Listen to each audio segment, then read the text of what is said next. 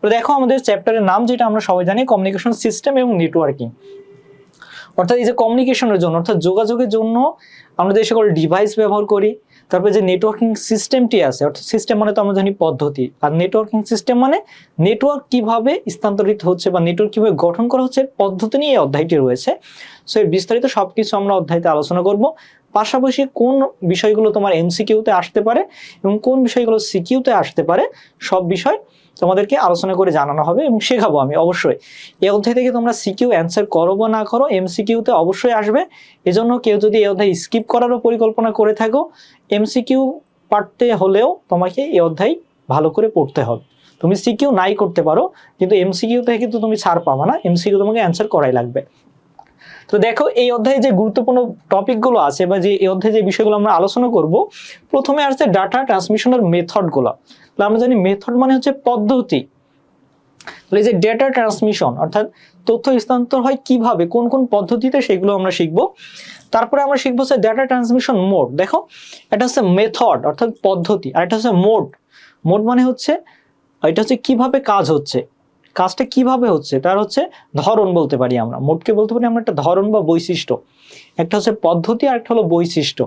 ওকে, যেমন এটা যদি আমরা একটু সংক্ষিপ্তভাবে বলি মেথড আর মোডের বিষয়টা, সাপোজ তুমি ঢাকা থেকে কক্সবাজার যেতে চাইছো, তাহলে এখন তুমি মাধ্যম হিসেবে কি কি ব্যবহার করতে পারো?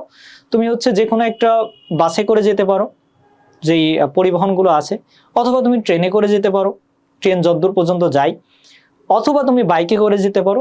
এগুলো হলো মেথড, যে এটা হলো আমাদের মানুষ বা যে কোনো পণ্য যানবাহনের মেথড। একইভাবে ডেটাও তো এক জায়গা থেকে এক জায়গায় স্থানান্তরিত হয়। এই ডেটা ট্রান্সমিশন মেথডের ভিতরে আমরা এই বিষয়গুলো জানবো, যে কি কিভাবে ডাটাগুলো এক জায়গা থেকে আরেক জায়গায় পাঠানো যায়। এরপর আসছে মোড। তাহলে মোডের বিষয়টা কেমন?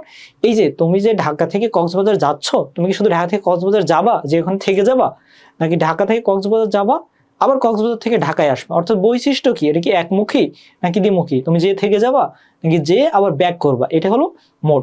তাহলে এটা হলো মেথড এবং মোডের জাস্ট একটা ওভারভিউ, যে বিষয়টা কি মানে পার্থক্যটা কি। দেখো নাম কিন্তু same, data transmission method, data transmission mode, just method আর মোড। তো এটা বিস্তারিত আমরা ক্লাসে আরো আলোচনা করব।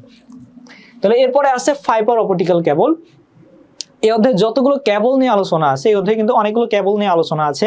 Coaxial cable, twisted pair cable, fibre optical কেবল, এই সবগুলো কেবলের ভিতরে সব থেকে গুরুত্বপূর্ণ হচ্ছে ফাইবার অপটিক্যাল কেবল, যেটা ইতিমধ্যে বিগত বোর্ডে কয়েকবার এসেছে, বিগত সালে বিভিন্ন বোর্ড কোশ্চেনে তোমাদের সময় আসতে পারে। এরপর আছে তারবিহীন মাধ্যম। তাহলে আমরা ফাইবার অপটিক্যাল জানি, এটা হলো তার সিস্টেম, এটা অপটিক্যাল ফাইবারের তার। আর এরপরে আছে তারবিহীন মাধ্যম, যেগুলো আছে আমরা জানি যে ব্লুটুথ, ওয়াইফাই, ওয়াইম্যাক্স, এগুলো সম্বন্ধে আমরা জানবো।